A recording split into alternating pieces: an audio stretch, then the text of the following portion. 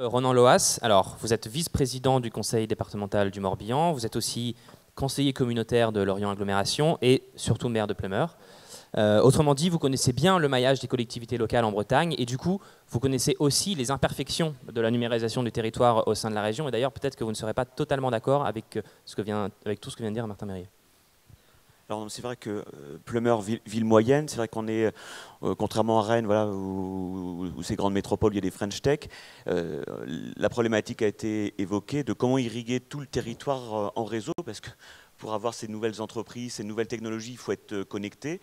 Là-dessus, non, je rejoins totalement sur le fait que la région a totalement pris sa place et que les collectivités savent travailler ensemble à tous les échelons, communal, intercommunal, le département et la région.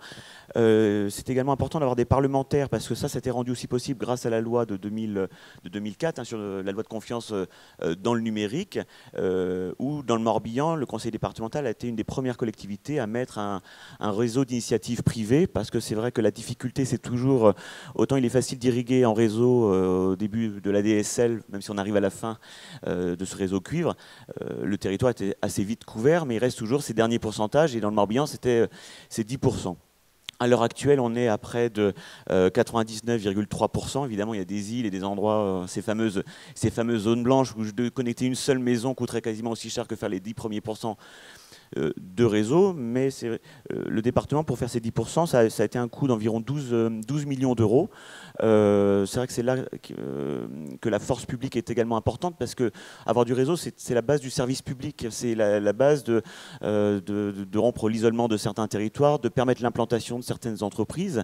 Et dans des villes comme Plumeur, où on a une technopole gérée par Lorient Agglomération, dont je salue la présence de la vice-présidente, sans fibre, on n'aurait pas les entreprises. J'ai encore rencontré hier l'entreprise Talos qui gère des données pour le monde de la pêche. Ils ne se sont implantés à Plumeur que parce qu'il y avait de la fibre et de la connexion. Donc c'est des entreprises qu'on ne pourrait pas attirer sur nos territoires parce qu'on est quand même un peu péninsulaire et plus on s'éloigne, si on n'a pas tous ces réseaux de télécommunications, ça rendrait les choses bien compliquées.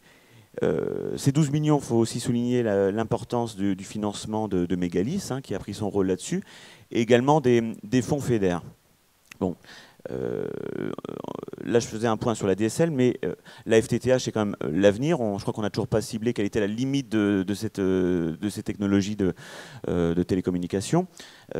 Sur la FTTH, le Morbihan, outre les agglomérations qui gèrent ça avec les principaux providers comme Orange, c'est 50 000 foyers qui vont être couverts d'ici 2018.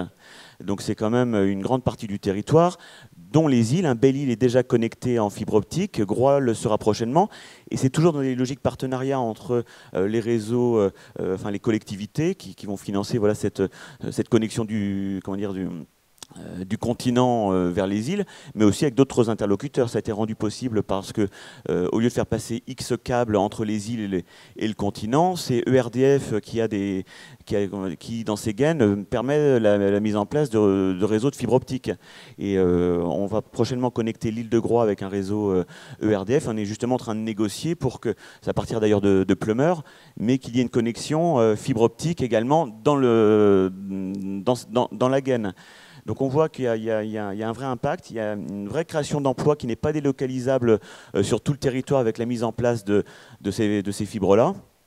Ce qu'il faut retenir aussi, c'est qu'il y a l'Europe qui finance via le FEDER, mais à partir de 2020, il y a un doute sur la continuité de ces financements.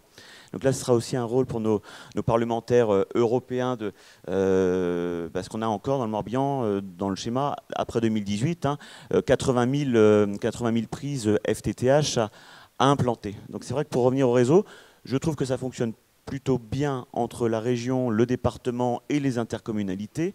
Le département a cette vraie logique de solidarité et d'irrigation du territoire, parce que c'est toujours ce qui est compliqué, c'est de faire ces derniers pourcents, parce que c'est simple en milieu urbain, enfin Plumeur, moi j'ai une zone très urbaine, c'est que mettre un boîtier, enfin une armoire FTTH et irriguer une zone d'activité haute, c'est rapide. Mais dès que vous allez dans des zones beaucoup plus rurales, c'est vous allez tirer du câble, aller dépenser, je crois que c'est 450 € environ en moyenne la prise FTTH par habitation.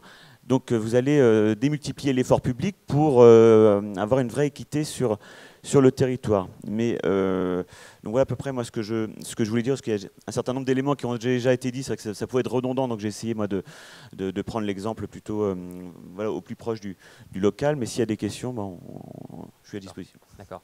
Merci beaucoup Ronan Loas. Merci à vos cadres pour ces interventions.